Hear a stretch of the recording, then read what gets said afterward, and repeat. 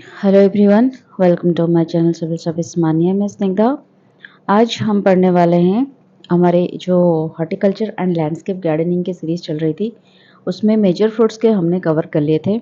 तो मैंने एक बार आपको ये बात बताई थी कि ये जो जितने सारे वेजिटेबल्स है और फ्रूट्स तो कंप्लीट हो गए जैसे तैसे करके plants and crop vegetables spice flowers एक एक करके अगर हम करेंगे तो काफ़ी देर हो जाएगी। तो मैं जब वक्त मिलेगा ना धीरे धीरे करके इनका एक एक चैप्टर कंप्लीट करते जाऊंगी। लेकिन अब हम मेन टॉपिक पे आते हैं और मेन ये वाला टॉपिक हम खत्म करेंगे पहले, तो उसके बाद ये वाला टॉपिक करेंगे, नहीं तो बहुत लेट हो जाएगा। ठीक है, तो आज हम जो करेंगे वो होगा प्रोटेक्टेड कल्टीवेशन के बारे में। ये दो चैप्टर को एक जगह लिख दिया है, प्रोटेक्टेड कल्टीवेशन और हाईटेक हॉर्टिकल्चर। आज करेंगे हम प्रोटेक्टेड कल्टीवेशन के बारे में और नेक्स्ट जो वीडियो आएगी वो होगी हाईटेक हॉर्टिकल्चर के बारे में। ठीक है, तो चलिए शुरू करते हैं। तो आज हम जो पढ़ेंगे वो है लेक्चर नंबर 9, जिसमें हम पढ़ेंगे प्रोटेक्टेड कल्टीवेशन। ठीक है, तो चलिए शुरू करते हैं। Protected cultivation is a cropping technique wherein the microenvironment surrounding the plant body is controlled partially or fully as per plant need during their period of growth to maximize the yield and resource saving. तो इसका मतलब यही है कि हम एक crop जब grow कर रहे हैं तो उसके चारों तरफ जो भी माइक्रो एनवायरनमेंट होते हैं, जैसे कि टेम्परेचर हो गया, ह्यूमिडिटी हो गया, तो ये सारी चीज़ें जो होते हैं उनको अगर हम पार्शियली या फिर फुली कंट्रोल कर पाते हैं, जिस तरह की प्लांट नीड कर रहा है उसकी नीड को बेस करके हम अगर उसकी क्लाइमेट को चेंज कर पा रहे हैं, कंट्रोल कर पा रहे हैं for the maximize of the yield and resource को सेव कर पा रहे हैं, तो इसको बोलते हैं, वही टेक्निक को बोलते हैं प्रोटेक्टेड कल्टीवेशन। समझ में आ गया? तो ये different type of structure and technology use होता है, डिफरेंट मतलब कमर्शियलाइजेशन के लिए डिफरेंट तरह की स्ट्रक्चर एंड टेक्नोलॉजी का यूज होता है। ठीक है, और ये डिपेंड करता है लोकेशन के ऊपर, किस तरह की क्रॉप आप ग्रो करना चाहते हैं उसके ऊपर, और आपके एरिया में किस तरह की मार्केट टारगेटेड मार्केट है, जैसे कि फ्रूट्स है या फिर वेजिटेबल की डिमांड है या फिर फ्लोरिकल्चर की डिमांड है, उसके ऊपर भी डिपेंड करता है। एंड क्वालिटी ऑफ प्रोडक्शन के ऊपर भी ये डिपेंड करता है। ये सबके ऊपर बेस करके जो प्रोटेक्टेड कल्टीवेशन प्रैक्टिसेस है ये कॉमनली डिवाइड किया गया है डिफरेंट तरह से, जैसे कि post ventilated green house, naturally ventilated poly house. Post ventilated मतलब आप उसमें आर्टिफिशियली हर एक चीज़ों को कंट्रोल कर रहे हो, डिफरेंट बाय डिफरेंट टेक्निक और डिफरेंट टेक्नोलॉजी या फिर मशीन्स लगा के। और नेचुरली वेंटिलेटेड पॉली हाउस वो होता है जिसमें आप पॉली हाउस तो बना देते हो, ग्रीन हाउस बना देते हो स्ट्रक्चर, लेकिन उसमें जो भी वेंटिलेशन वगैरह होता है वो नेचुरली होता है, उसमें आपकी कुछ कंट्रोल नहीं रहती। फिर नेट हाउस होता है, शेड नेट हाउस होता है, टनल होता है, plastic tunnel, mulching, rest beds, trailing, drip irrigation. कभी कभी क्या होता है हम एक अब हम पढ़ेंगे प्रोटेक्टेड कल्टीवेशन के टाइप्स क्या क्या है। पहले देखेंगे ग्रीन हाउस के बारे में। जो ग्रीन हाउस होती है ये क्लाइमेट कंट्रोल होती है with cooling and heating system. ठीक है, इसमें जो भी अंदर का जो टेम्परेचर होती है, कूलिंग होगा या फिर हीटिंग होगा, इसी फुली कंट्रोल होता है and mainly used for exotic varieties of vegetables and oxygen varieties of vegetables, floriculture के लिए, प्लांटिंग मटेरियल एक्लिमेटाइजेशन के लिए, प्लांट ब्रीडिंग प्रोग्राम में ये काफ़ी बार यूज होता है green house, and varietal improvement के लिए अंडर एडवर्स एग्रोक्लाइमेटिक कंडीशन। अगर आपको कुछ एडवर्स मतलब जैसे कि मैंने आपको एग्जांपल दिया कि कॉलीफ्लावर, अगर कॉलीफ्लावर आपको पता है कि विंटर सीजन में मिलता है, लेकिन अगर आप थ्रू आउट द सीजन आपको मिले चाहते हो तो ये उसके लिए एडवर्स क्लाइमेटिक कंडीशन हो गया। इसी पार्ट अगर मतलब अगर थ्रू आउट द ईयर हमें कॉलीफ्लावर खाना है तो हमें प्रोटेक्टेड कल्टीवेशन की मदद लेनी होगी कल्टीवेशन करने के लिए, जिसमें उसको एडवर्स क्लाइमेटिक कंडीशन को हमें उसकी सपोर्ट में लाना होगा, फेवर में लाना होगा। तो इसी वजह से ग्रीन हाउस के चीज़ें यूज होती है वहाँ पे, टेक्नोलॉजी यूज होती है वहाँ पे। यहाँ पे जो भी यूज होती है वो एक सोफिस्टिकेशन प्रोग्राम में, मतलब ग्रीन हाउस की जो भी अंदर की स्ट्रक्चर होती है एक सोफिस्टिकेटेड होती है, जिसमें हमें जो रूफ सिस्टम होती है वो एक पॉलीकार्बोनेटेड शीट उसमें लगती है, डबल वाल्ड वाला, और हीटिंग कूलिंग सिस्टम लगती है, फुल स्केल कंप्यूटराइजेशन होती है ताकि डिफरेंट अंदर की जो चीज़ें हैं उसको फुली कंट्रोल किया जा सके। ये होता है ग्रीन हाउस। फिर पॉली हाउस ये होता है, ये थोड़ा लेस सोफिस्टिकेट होता है ध्यान green house. with naturally ventilated climate control आज against the fully climate control green house. इसमें जो भी ग्रीन हाउस वगैरह होती है, नॉर्मली ग्रीन हाउस में अंदर की जो जितने सारे वेंटिलेशन वो फुली कंट्रोल्ड होती है, लेकिन पॉली हाउस में क्या होती है, इसमें जो वेंटिलेशन की चीज़ें हैं वो नेचुरल होती है। रूफिंग किया जाता है और रूफिंग में ऐसे चीज़ें छोड़ दिया जाता है ताकि वेंटिलेशन यहाँ पे नेचुरली हो सके। ठीक है, poly house can be divided into two types, इसके बारे में हम नेक्स्ट स्लाइड में पढ़ेंगे। अब हम पढ़ेंगे पॉलीटनल, ये एक कैटेगरी है जिसमें are basically naturally ventilated climate control, ये भी जो उसकी जो क्लाइमेट है ये नेचुरली वेंटिलेटेड होता है। Polytunnels have a variety of application जिसमें the majority being grown of vegetables, floriculture, planting material and acclimatization. ठीक है, polytunnels are build of a pre galvanized tubular structure, जिसमें आप लोगों ने देखा होगा इस तरह की ट्यूबुलर पैटर्न में, मतलब आप दूर से देखोगे यहाँ पे एक ट्यूबुलर स्ट्रक्चर की तरह वो दिखा जाएगा। ठीक है, tubular structure and mainly used in hilly and temperate regions with moderate temperature, जहाँ पे हिली एरिया में ये थोड़ा ज़्यादा यूज होता है और टेम्परेट रीजन जहाँ पे ठंडाई कुछ ज़्यादा होता है उस एरिया में पॉलीटनल की ज़्यादा यूज़ किया जाता है। ठीक है, तो दोस्तों यहाँ पे हमने जो पॉली हाउस पिछले स्लाइड में पढ़ा उसका दो तरह की जो पॉली हाउस हमने पढ़ा था। तो इसमें एक है naturally ventilated poly house and second one is environmentally control poly house. ठीक है, तो नेचुरली कंट्रोल पॉली हाउस, इस दोनों में एक ही डिफरेंस है कि जो एनवायरमेंटली कंट्रोल पॉली हाउस है वो exactly same as green house. ठीक है, जिसमें काफ़ी हर एक सिस्टम को, जैसे कि light, temperature, humidity, carbon dioxide level and nature of root medium के नेचर तक भी उसको कंट्रोल किया जाता है और टेक्नोलॉजिकली या फिर उसके मीडियम को चेंज किया जाता है ताकि एक ग्रोइंग सीजन को एक्सटेंड किया जा सके या फिर सीजनल प्रोडक्टिविटी को एक्सटेंड किया जा सके। इसमें ये एग्जैक्टली लाइक ग्रीन हाउसेस होती है, इसमें एक्जोटिक वेराइटीज भी कल्टीवेशन होती है, off season vegetables, floriculture, planting material acclimatization, ये सारी चीज़ें होती हैं। लेकिन नेचुरली वेंटिलेटेड पॉली हाउस में ये सब चीज़ें नहीं होती। इसमें सिर्फ फॉगर सिस्टम की, ज़्यादा से ज़्यादा fogger system and adequate ventilation तो होती ही होती है यहाँ पे नेचुरली, एंड एक फॉगर सिस्टम यूज़ किया जाता है जिसमें अगर कुछ नेचुरली वेदर एब्रेशंस क्रिएट हो जाए जिसके वजह से क्रॉप्स को हानि पहुंच सकता है, क्रॉप की ग्रोथ पैटर्न में प्रॉब्लम क्रिएट हो सकता है, उसी जगह पे इसको फॉगर सिस्टम को इंस्टॉल किया जाता है ताकि ये सारी चीज़ों को कंट्रोल किया जा सके। लेकिन ज़्यादा कंट्रोलिंग चीज़ें यहाँ पे नहीं होती जहाँ पे नेचुरली वेंटिलेटेड पॉली हाउस की बात आती है। ठीक है, फिर फोर्थ में आएंगे सेडनेट हाउस। सेडनेट हाउस कुछ ज़्यादा नहीं, आप लोग देखे होंगे, डिफरेंट फार्म में देखे होंगे या फिर रोड साइड में भी लोग बनाते हैं। इस बाम्बो तरह की एक बाम्बो पे ये टिकी हुई होती है। ठीक है, या फिर एक ट्यूबुलर स्ट्रक्चर की तरह इसे बनाते हैं, या फिर pre galvanise channel with tubular structure ये भी बनाते हैं। वुडन बाम्बो स्ट्रक्चर के साथ इसमें ग्रीन कलर की नेट एक अटैच किया जाता है। ठीक है, और ये पैटर्न जो बना जाता है मेजोरिटी बीइंग ग्रोन, इसमें वेजिटेबल्स लगते हैं, फ्लोरिकल्चर या फिर नर्सरी पर्पजेस के लिए ये यूज होती है। इसमें naturally ventilated climate control structure होती है, मतलब ये सिर्फ जो ज़्यादा हीट आती है इस हीट को कूलिंग पैटर्न देने के लिए ग्रीन कलर की एक शेड नेट यूज़ किया जाता है ताकि इसमें थोड़ा कम मतलब क्या, थोड़ा कम जो है टेम्परेचर बनी रहे ताकि नर्सरीज में अच्छी तरह से प्लांट ग्रो कर सके या फिर फ्लोरिकल्चर कर सके। ठीक है, ये ज़्यादातर यूज़ किया जाता है जिस रीजन में लेस रेनफॉल होती है। ज़्यादा रेन हो जाएगी तो ये इतना ज़्यादा काम नहीं करेगा।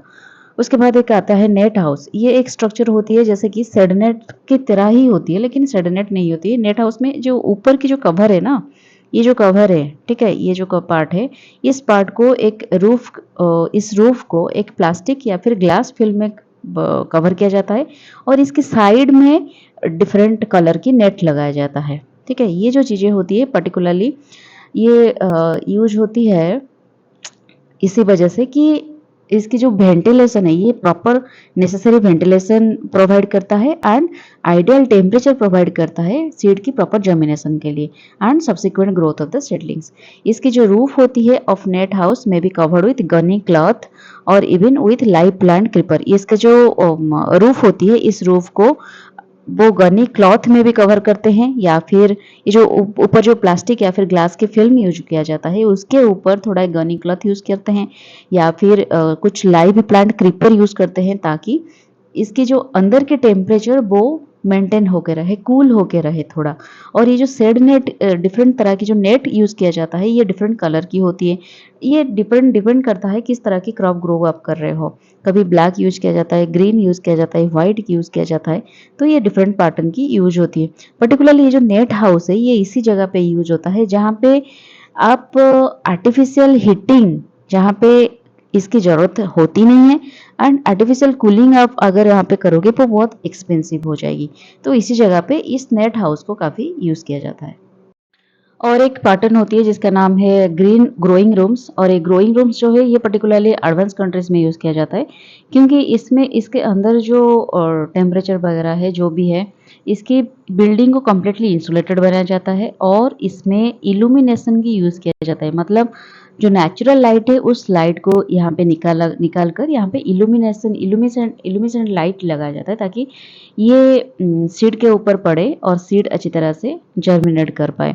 ये पर्टिकुलरली होता है टमाटोज एंड कुकुम्बर, ये सारी चीज़ों को उगाने के लिए जो एक्जोटिक टाइप के क्रॉप्स है, पर्टिकुलरली एडवांस कंट्रीज में इसी तरह के पैटर्न पे यूज़ किया जाता है। और ग्रोइंग ट्रेज भी इसमें काफ़ी यूज होता है। ठीक है, इसको बेंचेस में भी लगाया जाता है। ये एडवांस कंट्रीज में बहुत सारे यूज होते हैं। फिर और एक क्लासिफिकेशन है जो जिसका नाम है hydroponics, and the next one is aeroponics. तो हाइड्रोपोनिक्स आप लोगों को पता होगा, हाइड्रोपोनिक्स आजकल बहुत डिमांड में है क्योंकि इसमें सॉइल यूज़ नहीं होती। इसमें जो होता है पानी में होती है, और पानी को क्या करते हैं, वाटर को एनरिच्ड किया जाता है which balanced mineral nutrient essential for plant growth and yield. इस पानी को एनरिच किया जाता है with balanced mineral and nutrients. And इसमें क्या होती है, we just maintain the nutrient and pH levels suiting to the selected crops for better growth. ठीक है, there are some advantages for hydroponics crops like it is suitable for vertical farming under greenhouse condition, vertical farming में, and efficient use of plant nutrients. इसमें leakage होने की कोई chances नहीं होती, क्योंकि जो भी पानी आप यूज़ कर रहे होते हैं उसमें सफिशिएंट अमाउंट ऑफ न्यूट्रिशन बना होके रहता है, तो आप कुछ लीकेज नहीं होता। इसमें we just maintain the right pH and oxygen level for improved growth and productivity. Then इसमें क्या होता है, just less incidence of pest and diseases होती है इसमें, and specially non incidence of soil borne diseases की इसमें कोई भी गुंजाइश नहीं रहती, क्योंकि we are not using any kind of soil here. Okay, and next one is aeroponics. Aeroponics is the process of growing plants in an air और mist environment. इसमें हम क्या करते हैं, हम ना इसको सॉइल में यूज़ करते हैं या फिर इसमें भी जो उनकी जो मीडियम होती है, मीडियम पर्टिकुलरली क्या होती है, ये एयर को क्या करते हैं सॉइल तो इसमें यूज नहीं होता है, और जो एयर होती है, एयर के साथ वाटर की मिस्ट को mist of environment, mist environment without the use of soil और एन एग्रीगेट मीडियम। इसमें कुछ मीडियम नहीं होती है, जो वाटर के साथ एयर को इस तरह की कॉम्बिनेशन बनाया जाता है, ताकि इसमें जो CO2 कंसंट्रेशन इतना बढ़ा दिया जाता है, ताकि मतलब 100% एक्सेसिबल कर दिया जाता है CO2 कंसंट्रेशन को, ताकि प्लांट अच्छी खासी फोटोसिंथेसिस कर सके। ठीक है, इसमें जो माइक्रो ड्रॉपलेट्स होती है एयर के साथ कंबाइन करके जो वाटर की एक माइक्रो ड्रॉपलेट बनाया जाता है, जिसमें प्लांट को जितने सफिशिएंट न्यूट्रिएंट की ज़रूरत होती है वो मिलती है, सफिशिएंट एनरिच होती है, कुछ एक्स्ट्रा ओवर उसको लेने की ज़रूरत नहीं होती है जिसमें टॉक्सिसिटी हो जाए, या फिर कम नहीं जाता जिसके वजह से कुछ अंडर न्यूट्रिशन फेस करे प्लांट। तो इसी वजह से plenty of oxygen, water, nutrients इसमें जाते हैं अंदर। और एरोपोनिक्स की वजह से डिजीज ट्रांसमिशन बहुत कम हो जाता है, क्योंकि प्लांट टू प्लांट डिस्टेंस जो कंटैक्ट होती है वो थोड़ा रिड्यूस हो जाती है, और ये जो मीडियम होती है ये काफ़ी स्टेराइल होती है, जिसके वजह से कुछ प्रॉब्लम नहीं होती है। जो डिजीज फैलने की चांसेस ज़्यादा होती है सॉयल बॉर्न सीड्स में, जो सीड्स सॉयल में ज़्यादा उगते हैं, उनके कंपैरेटिवली हाइड्रोपोनिक्स एंड एरोपोनिक्स में काफ़ी अच्छी तरह से ग्रो करते हैं प्लांट। तो दोस्तों, क्लासिफिकेशन के बाद हम आएंगे कंपोनेंट्स में। प्रोटेक्टेड कल्टीवेशन स्ट्रक्चर में किस तरह की कंपोनेंट्स यूज होते हैं, particularly green house, poly house ज़्यादातर यूज़ किया जाता है, और इसी के बारे में भी हम बात करेंगे। Depending upon the crop growing grows and को किस तरह की क्रॉप आप ग्रो कर रहे हो, किस लेवल पे, कौन सी एटमॉस्फेयर आपको रिक्वायरमेंट है, कौन सी जगह है, कौन सी मार्केट स्ट्रक्चर है। तो ये सारी चीज़ों को, लोकेशन क्या है, सारी चीज़ों को बेस करके डिफरेंट कंपोनेंट्स चाहिए होता है। जैसे कि pre galvanized iron, wooden, bamboo structure आपको चाहिए, UV stabilized covering materials, polythene, carbonate, acrylic, heating system चाहिए कोल्ड क्लाइमेट के लिए, कूलिंग पैड फैन सिस्टम चाहिए हॉटर क्लाइमेट के लिए, शेडिंग एंड थर्मल नेट, उसके बाद ट्रेलिंग सिस्टम वेजिटेबल्स के लिए, ट्रेसल सिस्टम फ्लावर्स के लिए, साइड वाल रोल अप कर्टन्स भी आपको चाहिए, माइक्रो इरिगेशन सिस्टम चाहिए, फॉर्टिगेशन सिस्टम चाहिए। माइक्रो इरिगेशन सिस्टम क्या है, ड्रिप इरिगेशन या फिर sprinkler irrigation system. Then fertigation system मतलब इरिगेशन में आप किस तरह की न्यूट्रिएंट दे सकते हो, इसको फॉर्टिगेशन बोलते हैं। मिस्टिंग सिस्टम भी आपको चाहिए, किस तरह की मिस्ट भी आपको बीच बीच में देना होता है। CO2 जनरेटर आपको चाहिए ताकि अच्छी तरह से फोटोसिंथेसिस हो सके। कंट्रोल सिस्टम, वेदर स्टेशन भी आपको चाहिए। Planting material, artificial growing media भी चाहिए डिफरेंट नर्सरीज के लिए, एंड हाइड्रोपोनिक एरोपोनिक सिस्टम भी चाहिए अगर आप हाइड्रोपोनिक्स के ऊपर काम कर रहे हो तो। ठीक है, ये ज़्यादा हो गया आपकी components of green house and poly houses components. अच्छा दोस्तों, अब हम थोड़ा पढ़ेंगे कि हमारे जो इंडिया में ग्रीन हाउस कल्टीवेशन हुआ, जो प्रोटेक्टेड कल्टीवेशन स्टार्ट हुआ, वो उसकी स्टार्टिंग कैसे हुई थी, किस तरह से हुई थी। तो ये एक हिस्ट्री के तरह हम पढ़ेंगे, स्टोरी की तरह आप याद रखना। तो हमारा जो कमर्शियल प्रोटेक्टेड कल्टीवेशन स्टार्ट हुआ, वो कंट्री में स्टार्ट हुआ लगभग 1990s के दौरान, उसी वक्त में जहाँ पे हमारा जो प्रोटेक्टेड कल्टीवेशन हो रहा था, जिस चीज़ का पर्टिकुलरली रोज़ फ्लावर के लिए ये बनाया गया था, और 100% एक्सपोर्ट ओरिएंटेड था। मतलब हमें प्रोटेक्टेड कल्टीवेशन इसी वजह से बनाया गया था कि हम रोज़ कल्टीवेशन करेंगे और जो भी रोज़ यहाँ से प्रोडक्शन होगा वो एक्सपोर्ट होके जाएगा बाहर कंट्री में। तो इसी वजह से कुछ प्रोजेक्ट स्टार्ट हुए, इनिशियल स्टार्टअप हुआ बेंगलुरु में एंड पुणे रीजन्स पे, क्योंकि वो दोनों जगह था काफ़ी क्लाइमेट सूटेबल था वहाँ पे प्रोटेक्टेड कल्टीवेशन के लिए। क्योंकि आपको पता है बेंगलुरु की क्लाइमेट कैसी है, पुणे की क्लाइमेट कैसी है, लगभग बहुत गर्मी नहीं होती है, बहुत ठंडी नहीं होती, तो लगभग एक सेम पैटर्न की क्लाइमेट रहती है बहुत अच्छी खासी। तो इसी वजह से वहाँ से स्टार्ट किया गया और एक एयरपोर्ट के आसपास के एरिया इसके लिए चुना गया, ताकि जो भी निकले माल वहाँ से प्रोडक्शन हो वो डायरेक्टली जाकर एयरपोर्ट से वहाँ से एक्सपोर्ट हो जाए। तो इसके तो ये जो प्रोजेक्ट हुआ था, यहाँ पे हमारे इंडिजिनस कुछ टेक्नोलॉजी नहीं थी, इंडिजिनस इन्वेस्टमेंट भी नहीं थी, जो थी बाहर से कंट्री से आ रही थी, जैसे कि नीदरलैंड हो गया एंड इसराइल। ये दोनों कंट्री हमें मदद कर रही थी प्रोटेक्टेड कल्टीवेशन को यहाँ पे इस प्रोजेक्ट को सेटअप करने के लिए, वो हमारे साथ कोलाबोरेशन में काम कर रही थी। और इनके जो टेक्नोलॉजी जो भी यहाँ पे यूज हो रही थी हमारी कल्टीवेशन के दौरान, वो भी इस कंट्री से आ रही थी। तो एक तो हो गया 100% जो भी इनपुट लगता था वो 100% इम्पोर्ट हो रहा था, और टेक्नोलॉजी भी 100% इम्पोर्ट होके आ रही थी। टेक्नोलॉजी मतलब जो आइडिया लग रहा था, ठीक है। तो पहले तो जो भी मटेरियल लग रही थी, जो भी स्ट्रक्चर्स लग रही थी, वो भी ओआरएम कॉन्ट्रैक्ट 1 ईयर में, फर्स्ट ईयर में, एंड उसके बाद धीरे धीरे जो भी एक्सटेंशन हुआ प्रोजेक्ट का, वो भी सब इंपोर्ट होके आ रही थी। पहले तो 4 हेक्टर साइज का एक प्रोजेक्ट मतलब प्रोटेक्टेड कल्टीवेशन ग्रीन हाउस बना गया।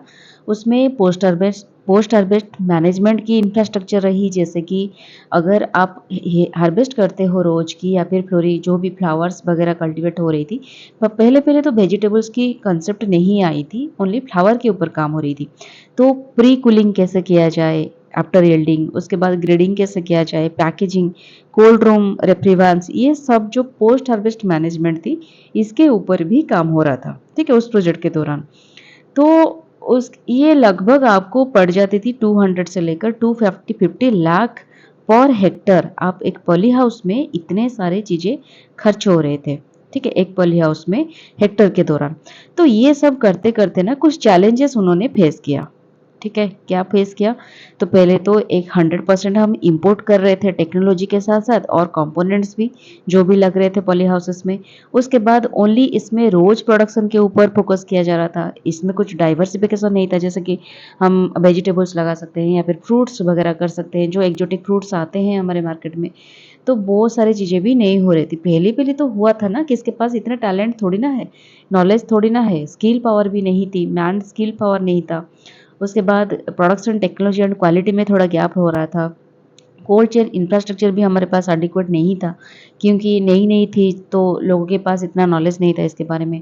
पुअर एयर कनेक्टिविटी, मतलब ये एक बहुत बड़ी चीज़ हो रही थी कि फ्लाइट में जो एक्सपोर्ट होगा ओनली फ्लाइट में ही होगा, क्योंकि शिप में हो सकता है बहुत देर हो जाए और उसके साथ-साथ यील्ड जो भी हार्वेस्ट हो रहा है वो खराब हो जाए, तो इसकी वजह से फ्लाइट ही सबसे फेवरेबल था और फ्लाइट की कॉस्ट भी थोड़ी ज़्यादा हो रहा था, ये एक प्रॉब्लम हो रही थी। इम्पोर्ट रिस्ट्रिक्शन ज़्यादा से ज़्यादा यूई कंट्रीज़ जो यूरोपियन कंट्रीज़ हो रही थी, वहाँ से इम्पोर्ट रिस्ट्रिक्शंस भी आ रहे थे, क्योंकि इंडियन फ्लावर्स के लिए कुछ एक्स्ट्रा इम्पोर्ट वगैरह उन्होंने लगाया था, ड्यूटी इम्पोर्ट जो लगता है। और डोमेस्टिक मार्केट में इतना रुपये देकर, देखिए 1 हेक्टेयर में 200 से 250 लाख पर खर्चा हो रहा है। यहाँ से जो प्रोडक्शन निकलेगा डेफ़िनेटली वो मार्केट वैल्यू बहुत ज़्यादा होगा। आप अगर नॉर्मल रोज़ को 20 रुपीज़ के देख के खरीदोगे, तो जो ग्रीन हाउस से निकलेगा मिनिमम आपको 100 रुपीज़ लग जाएगा।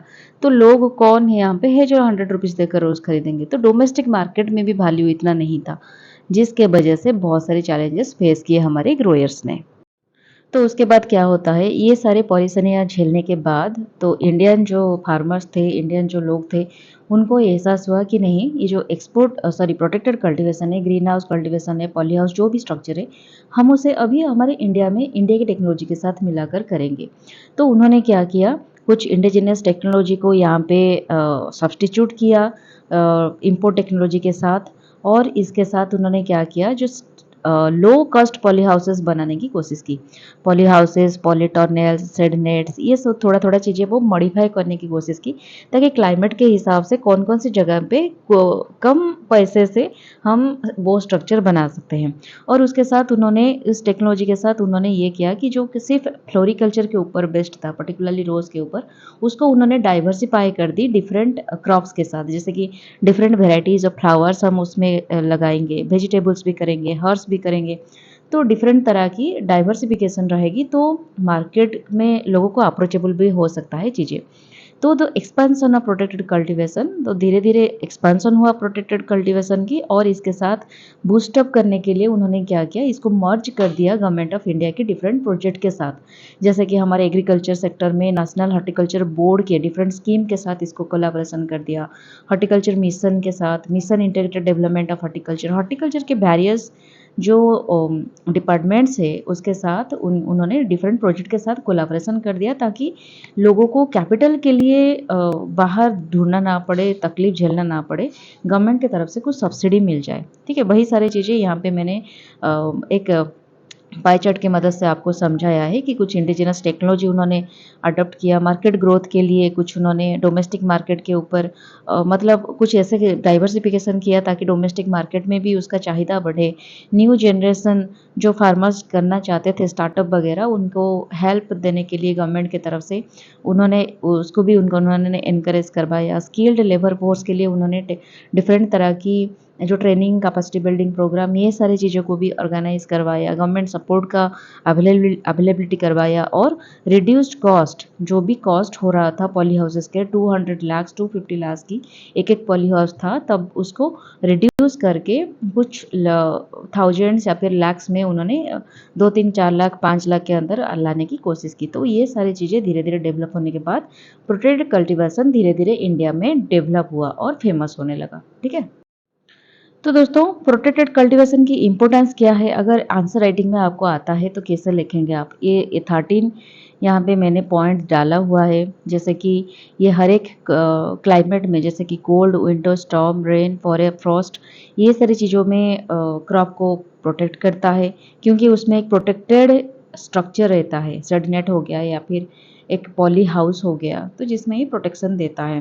Due to cultural condition better germination भी होता है, प्लांट ग्रोथ होता है, क्रॉप्स बहुत जल्दी मैच्योर करता है, improved quality and quantity of produce with long self life भी बढ़ जाता है क्रॉप की। और इसमें वाटर की बहुत ऑप्टिमाइजेशन यूज होता है, क्योंकि हम ड्रिप इरिगेशन, स्प्रिंकलर इरिगेशन, ये सारी इरिगेशन की यूज़ करते हैं, तो वाटर की बहुत एफिशिएंटली वाटर की यूटिलाइजेशन होती है, जिसमें वाटर की कंजप्शन रिड्यूस कर देता है 40 to 50%। तो टारगेटेड वाटर जो कंजप्शन होता है, जितना पेड़ को चाहिए, क्रॉप को चाहिए उतना ही मिलता है, ज़्यादा वेस्टेज नहीं होता, ठीक है। और इनपुट्स भी यूटिलाइजेशन बहुत इफेक्टिव तरीके से होता है। डिजीज पेस्ट बिल्कुल नहीं लगता, और लगता भी है तो बहुत ही थोड़े लगते हैं, जिसको एलिमिनेट किया जा सकता है। Crops can be grown through out the year. आप लोग देखे होंगे ऑक्सीजन में डिफरेंट तरह की जो सीजनल फ्रूट्स भी हमें ऑक्सीजन मिलता है, कैसे मिलता है? इसी प्रोटेक्टेड कल्टीवेशन के वजह से ही। उसके बाद best technology for commercial production of high value crops, flower, medicinal plants, ये सब हाई वैल्यू क्रॉप के लिए ये एक बेस्ट टेक्नोलॉजी माना जाता है। लेबर फोर्स भी इसमें बहुत हद तक रिड्यूस किया जाता है। स्मॉल एंड लैंड होल्डिंग्स जो फार्मर्स होते हैं उनके लिए ये इनकम बहुत सेवरल फोल्ड तक बढ़ा देता है, ये एक बेनिफिट होता है। सक्सेसफुल नर्सरीज फ्रॉम सीड्स और by vegetative propagation prepared as and when necessary. जब भी हमें जिस तरह की नर्सरी की प्रिपरेशन की ज़रूरत होती है, वेजिटेटिव ग्रोथ की हो या फिर हम सीड्स से अगर नर्सरी बना रहे हैं, या फिर डिफरेंट फ्रूट्स जिसमें आप वेजिटेटिव वे में प्रोपागेट करते हो। हमने पढ़ा ना फ्रूट्स का डिफरेंट, जितने सारे फ्रूट्स पढ़े मैक्सिमम फ्रूट्स वेजिटेटिव वे में प्रोपागेट होते हैं, तो उनके लिए नर्सरीज की काफ़ी मददगार होती है। तो सेल्फ एम्प्लॉयमेंट अपॉर्चुनिटी इसमें भी काफ़ी हद तक बढ़ जाती है। जो कि एजुकेटेड मास होते हैं वो एक बहुत अच्छी खासी इनकम कर सकते हैं इसमें। Green houses are mostly used on rain shelters, particularly in high rainfall areas of India, जो कि नॉर्थ ईस्टर्न स्टेट्स हो गया, कोस्टल रीजन जहाँ पे ज़्यादा से ज़्यादा रेनफॉल होती है, उस एरिया में प्रोटेक्टेड कल्टीवेशन एक बहुत सक्सेसफुल कल्टीवेशन की मेथड के हिसाब से माना जाता है, ठीक है।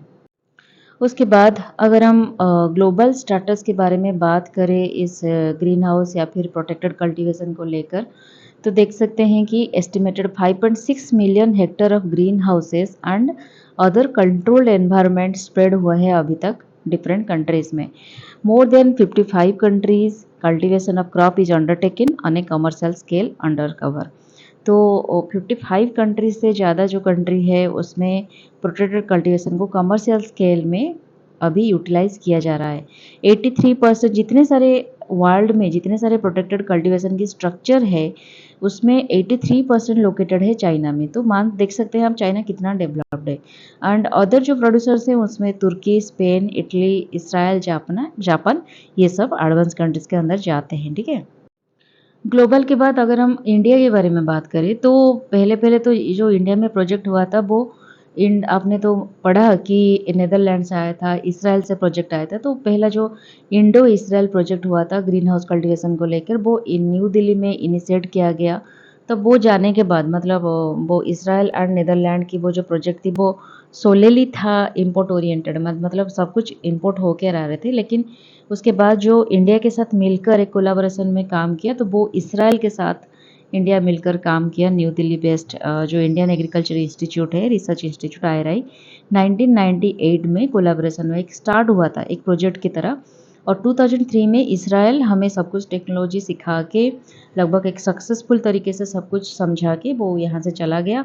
5 ईयर प्रोजेक्ट था ये। और उसके बाद IRI उसको कंटिन्यू किया, उसके साथ इंडिजिनसली टेक्नोलॉजी मिलाकर और डिफरेंट स्किल पावर मिला के डिफरेंट इनोवेटिव रिसर्च इनोवेशन करके उसको कंटिन्यू करने की कोशिश की, मेंटेन करने की कोशिश की, ठीक है। फिर उसके बाद धीरे धीरे ग्रीन हाउस कल्टिवेशन हमारे इंडिया पे बढ़ने लगा, जो लगभग अभी तक 25,000 से 30,000 हेक्टर तक वो बढ़ चुका है अभी तक। और जो लीडिंग स्टेट है जो प्रोटेक्टेड कल्टीवेशन करते हैं वो particularly Maharashtra, Karnataka, Himachal Pradesh, north eastern states, UK मतलब उत्तराखंड, ये यूके नहीं है। फिर तमिलनाडु, पंजाब, ये सारे लीडिंग स्टेट्स माने जाते हैं प्रोटेक्टेड कल्टीवेशन के लिए। तो हमारे इंडिया में जो भी मेजर क्रॉप्स होते हैं इस कल्टीवेशन के अंडर वो होते हैं वेजिटेबल्स, और वेजिटेबल्स में ज़्यादातर उगाए जाते हैं tomato, capsicum, melons, leafy and exotic vegetables, ये सारे कॉमनली यूज होते हैं। फ्लोरिकल्चर में rose, gerbera, carnation, chrysanthemum, anthurium, lilium, orchids and बहुत सारे ऐसे फ्लावर्स हैं जो कि एक्जोटिक फ्लावर्स के हिसाब से माने जाते हैं और बहुत डिमांडिंग जो फ्लावर्स होते हैं उसको इसके अंदर किया जाता है, ठीक है। फिर प्रोटेक्टेड कल्टीवेशन के ऑब्जेक्टिव्स क्या है? हमने अभी तक जो जो बात डिस्कशन किया हुआ है उसमें तो आप अंदाजा लगा चुके होंगे, तो क्या ऑब्जेक्टिव हो सकता है। पहले तो हमें उसको प्लांट को एक अबायोटिक स्ट्रेस कंडीशन से प्रोटेक्ट करनी है, जो कि फिजिकल और bye non living organisms. Stress कितने तरह के होते हैं, एक बायोटिक स्ट्रेसेस होते हैं जो जितने लिविंग ऑर्गेनिजम्स के थ्रू जाते हैं, मतलब स्ट्रेस आते हैं, डिजीजेस हो गया, पैथोजेंस हो गया, ये सारी चीज़ें जो स्ट्रेस देते हैं प्लांट को। और एक एबायोटिक स्ट्रेसेस जो नॉन लिविंग बींग्स होते हैं, जैसे कि वाटर से हो गया, एयर से हो गया, टेम्परेचर से हो गया। तो ये सारे स्ट्रेसेस से प्रोटेक्शन देने के लिए हमें कल्टीवेशन, प्रोटेक्टेड कल्टीवेशन करना होता है, ठीक है। एफिशिएंट मतलब जो भी वाटर की एफिशिएंट यूज़ करने के लिए और वीड इन्फेस्टेशन को मिनिमम करने के लिए भी हमें प्रोटेक्टेड कल्टीवेशन की इसकी ज़रूरत होती है। फिर एनहांसिंग प्रोडक्टिविटी पर यूनिट एरिया। यूनिट एरिया में देखिए आजकल की पॉपुलेशन ग्रोथ जितने ज़ोर से हो रही है, तो उसके हिसाब से हमें यूनिट एरिया में जितने प्रोडक्शन होते थे उससे कई गुना ज़्यादा हमें प्रोडक्शन की ज़रूरत होती है हमारे पॉपुलेशन को फीड कराने के लिए। तो पर यूनिट एरिया प्रोडक्टिविटी को एनहांस करने के लिए भी इसकी ज़रूरत होती है हमें। Minimizing the use of pesticide in crop production. Crop production में हम बाहर जो करते हैं तो ज़्यादातर डिजीज इंसिडेंस पेस्ट होते हैं, तो उसको और मतलब आई मीन इसको रिमूव करने के लिए, इसको प्रोटेक्शन देने के लिए हमें पेस्टिसाइड, फर्टिलाइजर, फंजीसाइड्स, ये सारी चीज़ों को यूज़ करना पड़ता है, जो कि कहीं ना कहीं अल्टीमेटली हमारी हेल्थ को ख़राब करती है। तो हमें प्रोटेक्टेड कल्टीवेशन के दौरान हम ऑर्गेनिक वे में कर सकते हैं, जिसमें पेस्टिसाइड की मिनिमल यूज होती है। Promotion of high value quality horticultural produce हमें इसमें यूज़ करना होता है। Propagation of planting material to improve germination percentage. तो जर्मिनेशन परसेंटेज मतलब आप अगर 100 सीड्स लगा रहे हैं उसमें कितने जर्मिनेट होते हैं, या फिर आप 100 वेजिटेटिव प्रोपगेशन कर रहे हैं उसमें आपको कितने जर्मिनेशन सक्सेसफुल जर्मिनेशन मिलते हैं। बहुत सारी चीज़ों को भी हमें अच्छा खासा परसेंटेज हो जाता है प्रोटेक्टेड कल्टीवेशन के दौरान, ठीक है। Healthy uniform disease free planting material हमें मिलती है, बेटर हार्डनिंग होती है, ईयर राउंड ऑक्सीजन प्रोडक्शन हमें मिलता है, फ्लावर्स की, वेजिटेबल्स की, फ्रूट क्रॉप्स की। ये एक ऑब्जेक्टिव हमारे होते हैं। और डिजीज फ्री प्रोडक्शन हमें चाहिए होता है, एंड जेनेटिकली बेटर ट्रांसप्लांट्स हमें चाहिए होता है थ्रू प्रोटेक्टेड कल्टीवेशन। ये सारे होते हैं ऑब्जेक्टिव्स, ठीक है। उसके बाद दोस्तों मैंने यहाँ पे स्कोप के बारे में कुछ लिखा है कि प्रोटेक्टेड कल्टीवेशन में किस तरह की स्कोप मिलती है, तो इसके बारे में ज़्यादा हम डिस्कशन नहीं करेंगे, क्योंकि वही सारी टॉपिक इसमें आ रहा है कि यूर प्रोटेक्शन है, हाई यील्ड क्वालिटी है, efficient resource use, climate resilience, employment generation, urban peri urban farming, export potential, technology integration. बस मैं इसलिए यहाँ पे इंक्लूड की हूँ कि अगर आपको आंसर राइटिंग में कभी आ जाता है कि प्रोटेक्टेड कल्टीवेशन की स्कोप के बारे में आप लिखिए, आप ये थोड़ा पॉइंट्स उसमें इंक्लूड कर सकते हो, ठीक है। नेक्स्ट हम देखेंगे साइट सिलेक्शन कैसे करते हैं प्रोटेक्टेड कल्टीवेशन में। पहले तो सनलाइट एक्सपोजर होनी चाहिए। जो भी एरिया आप सिलेक्ट करोगे, देखना है आपको the site should not be near all trees. बहुत लंबे लंबे ट्री अगर होंगे उसके आसपास अगर आप प्रोटेक्टेड कल्टीवेशन करते हो तो हो सकता है, या फिर बड़े बड़े बिल्डिंग हो गया, कि या फिर levered side of the hills, जहाँ पे लीवर्ड साइड, जहाँ पे ज़्यादा क्या बारिश वगैरह, जहाँ पे ज़्यादातर विंड नहीं होती है, ठीक है। तो बहुत सारी जगह अगर आप देखोगे तो ये जगह अच्छी होती है, सनलाइट एक्सपोजर आपको थोड़ा ज़्यादा मिलती है, तो अच्छे से क्रॉप ग्रो हो पाता है। अप्रोप्रिएट एलिवेशन की भी आपको ज़रूरत होगी। Site should not be in an area prone to water logging. जिस एरिया पे ज़्यादा मतलब इस तरह के अगर स्लोपी एरिया होगा और आप ऐसे नीचे में प्रोटेक्टेड कल्टीवेशन बना रहे हो, तो जो भी वाटर आएगा ये नीचे होकर यहाँ पे आपका जम कर रहेगा, वाटर लॉगिंग कंडीशन बन जाएगी, तो यहाँ पे क्रॉप ज़्यादा ग्रो नहीं हो पाएगा। तो ये थोड़ा कंडीशन आपको देखना होगा। Ground surface slope of 0 to 2% is recommended. जो ग्राउंड में थोड़ा स्लोपी होगा उसी तरह की ग्राउंड आपको देखना होगा, 0 to 2% स्लोपी होगा, ताकि जो भी वाटर यहाँ पे आएगा, बारिश होगी, वो गिर के ड्रेनेज में चली जाएगी। Leveling is required to be done in case of slope is beyond the recommended range. अगर स्लोप ज़्यादा हो रहा है तो वहाँ पे लेवलिंग की ज़रूरत होती है। फिर सॉइल प्रॉपर्टीज़ आपको देखना है, सॉइल की पीएच 6 से 6.5 के अंदर रहना चाहिए। इलेक्ट्रिक कंडक्टिविटी जो होता है, इलेक्ट्रिकल कंडक्टिविटी, वो भी लेस देन 0.5 ds पर मीटर होना चाहिए। Water sources availability of continuous source of good quality water is sufficient volume. आपको देखना होगा आपके आसपास कोई कैनाल है क्या, या फिर रिवर साइड है, इस तरह की चीज़ें आपको देखना होगा, क्योंकि वाटर कंडीशन भी आपको अच्छी खासी वाटर चाहिए, गुड क्वालिटी की, हार्ड वाटर ना हो, और उस तरह की चीज़ें आपको चाहिए होगा। और electricity, continuous supply of electricity भी आपको चाहिए आपकी ग्रीन हाउस चलाने के लिए, ठीक है। और कुछ extra selection factors, site selection factors, जैसे कि when selecting A site for protected cultivation several additional factors must be considered like good transportation facilities. आपको देखना चाहिए आसपास में रोड अच्छी खासे है कि नहीं आपके एरिया से, ताकि आप जो भी यहाँ पे हार्वेस्ट करोगे वो डायरेक्टली मार्केट को चला जाए, खराब ना हो। Availability of sufficient land for future expansion, आसपास की एरिया भी काफ़ी एक्सपांड, अगर आप फ्यूचर में सोचते हो कि मुझे यहाँ से और कुछ डाइवर्स करना है अपने कल्टीवेशन को, मतलब एक जगह पे तो मैं फ्लोरिकल्चर कर रही हूँ, अगर मैं बढ़ाना चाहता हूँ तो यहाँ पे वेजिटेबल्स या फ्रूट्स लगाना चाहता हूँ, कि नर्सरी बनाना चाहता हूँ, तो इसके लिए आपके पास जगह आना चाहिए। Easy availability of labours in surrounding area, ये बात को भी ध्यान में रखना होगा। प्लांटेशन ऑफ विंड ब्रेकर्स, अगर ज़्यादा से ज़्यादा विंड आ रही है, जब साइक्लोन की स्टेज आ गया, या फिर कोई भी ऐसी जगह हो जहाँ पे ज़्यादा सी विंड आ रही है, तो उसको ब्रेक करने के लिए आपके पास क्या स्ट्रक्चर है, ये इसको भी ध्यान में देना होगा। और awareness of relevant occupational safety and health standards, जो भी ग्रीन हाउस कंडक्ट हो रहा है उसकी मेंटेनेंस के लिए, उसकी कंटिन्यूटी के लिए आपके पास हेल्थ स्टैंडर्ड्स भी होना चाहिए। जो भी लोग काम कर रहे हैं, सेफ्टी वगैरह होना चाहिए, जो लोग सिक्योर होकर काम करें, इलेक्ट्रिकल कुछ प्रॉब्लम ना हो, अर्थिंग ठीक ठाक से हो, तो ये सारी चीज़ों को भी ध्यान देना होगा। ग्रीन हाउस ओरिएंटेशन सबसे बड़ी इंपॉर्टेंट चीज़ है। Orientation of the structure is in the north south direction, तो ये हो गया हमारा ईस्ट वेस्ट, ओके, ये न इस नॉर्थ एंड ये साउथ, ये नॉर्थ साउथ डायरेक्शन में आपको ग्रीन हाउस बनाना होगा। And all roofs vents face east, जो रूफ होगा उसका जो ओपन होगा भेंट, वो ईस्ट के तरफ होगा, क्योंकि ईस्ट से ज़्यादा विंड जाती है, वेंटिलेशन अच्छी होती है। ऑल्सो इस नेचुरली वेंटिलेटेड पॉली हाउस और शेड नेट हाउस 40:60 रेशियो आपको मेंटेन करना होगा, मतलब 40% विड्थ ईस्ट टू वेस्ट होना होगा, मतलब 40% विड्थ ईस्ट टू वेस्ट रखना होगा, 60% लेंथ आपको नॉर्थ टू साउथ करना होगा फॉर बेटर वेंटिलेशन के लिए, जो नेचुरली वाली हाउस बनाते हैं, ठीक है। ये रेशियो आपको मेंटेन करनी होगी। Direction of planting beds is also important and has to be done perpendicular to the arc of the sun movement through the day. जिस पैटर्न पे, मतलब अगर मान के चलो ईस्ट में सन आ रहा है, तो आपको जो क्रॉप्स बनाने होंगे इस सनलाइट को परपेंडिकुलर बना के आपको इसी पैटर्न पे क्रॉप्स ग्रो करने होंगे, ठीक है। अब दोस्तों हम डिस्कशन करेंगे प्रोटेक्टेड कल्टीवेशन में क्या क्या इश्यूज उगते हैं, मतलब क्या क्या इश्यूज निकल कर आते हैं। पहले तो है हाई कैपिटल इन्वेस्टमेंट।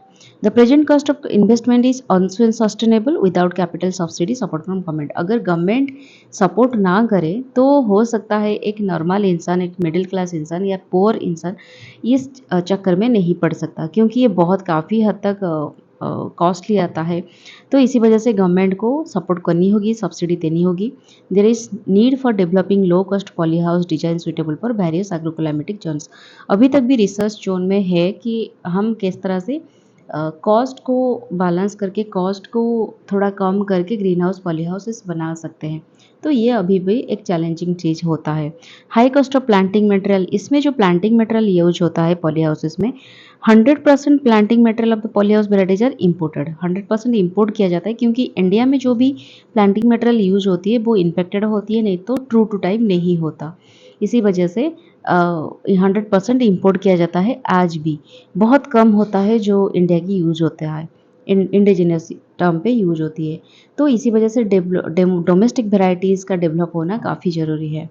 फिर लैक ऑफ डाइवर्सिफिकेशन, जैसे मैंने कहा मोनोपोली है फ्यू क्रॉप्स की, लाइक कैप्सिकम, जरबेरा। फ्लोरिकल्चर में कुछ हद तक रोज, कार्नेशन, ग्लैडियोलस और इस तरह की जो चीज़ें हैं, बहुत ही एक्जोटिक टाइप की और बहुत ही डेलिकेट टाइप की जो फ्लावर्स होते हैं वो लगते हैं, तो हर एक फ्लावर में हम यूज़ नहीं कर सकते।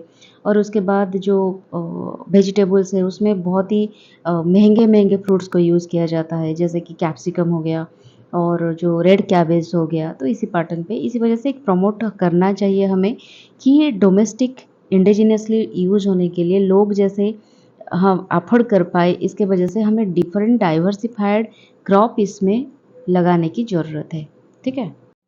और कुछ इश्यूज है लाइक लैक ऑफ इंस्टीट्यूशनल एक अरेंजमेंट, जैसे कि no dedicated institutional arrangement for research development के ऊपर ऐसा कोई डेडिकेटेड इंस्टीट्यूशन नहीं है अभी तक। प्लानिंग प्रमोटिंग माने प्रोटेक्टेड कल्टीवेशन को प्लानिंग करने में, ठीक से डिजाइन करने में, प्रमोट करने में कुछ, हाँ हो सकता है कुछ अच्छा खासा स्कीम के दौरान हमें सब्सिडी मिल जा रहा है, लेकिन उतना एनकरेजिंग करने के लिए कुछ ज़्यादा प्लानिंग सिस्टम नहीं है। ठीक है। लैक ऑफ मार्केट इन्फॉर्मेशन, इसके भी काफ़ी हद तक चैलेंजिंग चीज़ है, क्योंकि market for produce from protected cultivation is highly fragmented and privately operated. जो भी मार्केट को आता है चीज़ें, वो प्राइवेट ऑर्गेनाइजेशन के थ्रू आता है, ना कि गवर्नमेंट के थ्रू से आता है। कुछ मंडी वगैरह नहीं है प्रोटेक्टेड कल्टिवेशन में जो क्रॉप उगता है उसके लिए। तो growers are over depend on those aggregators. ठीक है, इसी वजह से ग्रोअर्स को ये प्राइवेट एग्रीगेटर्स के ऊपर डिपेंड होना पड़ता है। फिर क्रेडिट सपोर्ट इशू एक होता है, जिसमें since investment cost of protected cultivation is very high, providing adequate collaterals is a common concern and is affecting the credit flow to the sector. ठीक है, ये सारे प्रॉब्लम हो रही है। इसके वजह से अगर किसी भी वजह से प्रोटेक्टेड कल्टीवेशन खराब हो जाता है या फिर ठीक से नहीं चल पाता है, तो इसकी वजह से कुछ, इसके लिए कुछ इंश्योरेंस भी ठीक से नहीं है जो कवरेज कर सकता है इस इनकम को, तो इसके ऊपर भी हमें ध्यान देना होगा। ठीक है, उसके बाद हम लास्टली देखेंगे कुछ government initiatives on protected cultivation. ठीक है, तो जैसे कि हमने हर एक क्रॉप में पढ़ते हैं उसी पैटर्न पे integrated mission for integrated development of horticulture, जो कि लॉन्च किया गया था 2014 एंड 15 में।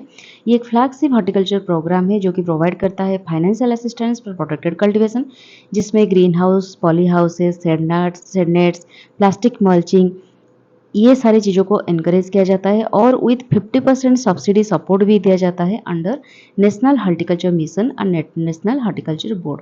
ठीक है, नेशनल हॉर्टिकल्चर मिशन, इसके द्वारा क्या इनिशिएटिव लिया गया है, ये काम करता है सिंस 2005 एंड 6।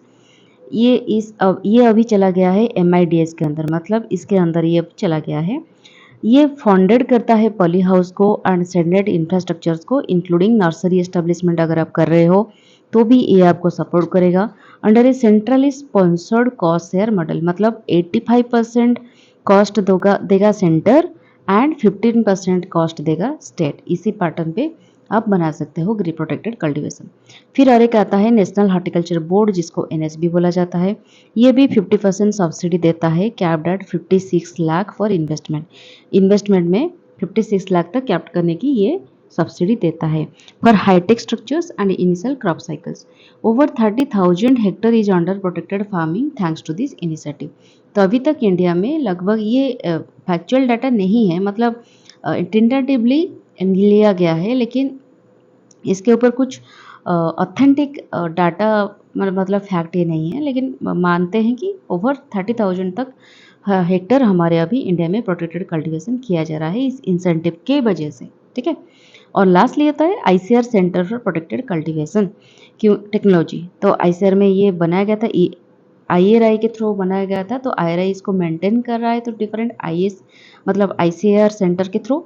तो ये इस्टेब्लिश किया गया था 2004 में to lead research and development. Protected cultivation के ऊपर को क्या क्या रिसर्च एंड डेवलपमेंट होगा, एक्सटेंशन होगा, कैपेसिटी बिल्डिंग प्रोग्राम होगा, ये सारी चीज़ें ये ICAR देखता है। ठीक है, और लास्टली हम दोस्तों देखेंगे स्टेट लेवल में क्या क्या इफोर्ट्स डाला गया है प्रोटेक्टेड कल्टीवेशन को एनकरेज करने के लिए।